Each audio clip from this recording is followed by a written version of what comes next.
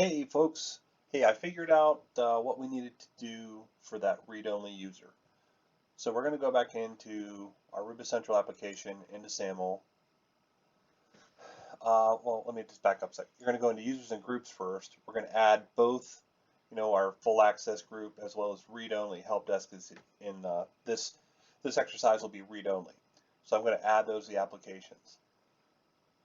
Then I'm going to go in to single sign-on. Going back into user attributes and claims, here's where I messed up. So you go into the app1 role1, which really doesn't make any sense, but hey, you actually have to go in. All you need to do is to put another line, user type any, groups, right? This is a help desk, and then the value is going to be your read only. Then you're going to save that. Okay, so give it rights, app1 role1, give the application. You have to actually go back in. We'll go back over here once. All right. So from the start, go into enterprise applications, right? And then we have to go into users and groups, and we have to add in our help desk group, the one that's going to be doing read only.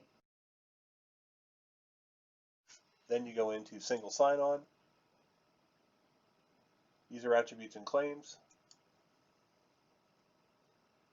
Okay. Now remember, on app1 multiple conditions, you actually have to add in both groups. Right? So you have to add in both groups. I just skipped a step there. You have to add in both groups. So you have to add in both groups to the CID. Right? Now, the only difference really here is under this app1 role1, you're actually going to put a separate line for the help desk that selects read only, and then you're going to save that. And that actually works. And here's how you can test. When you log in, when you're logged in as a user, you can actually go over to users and roles. And you'll see the user in there that actually put in, federated user read only.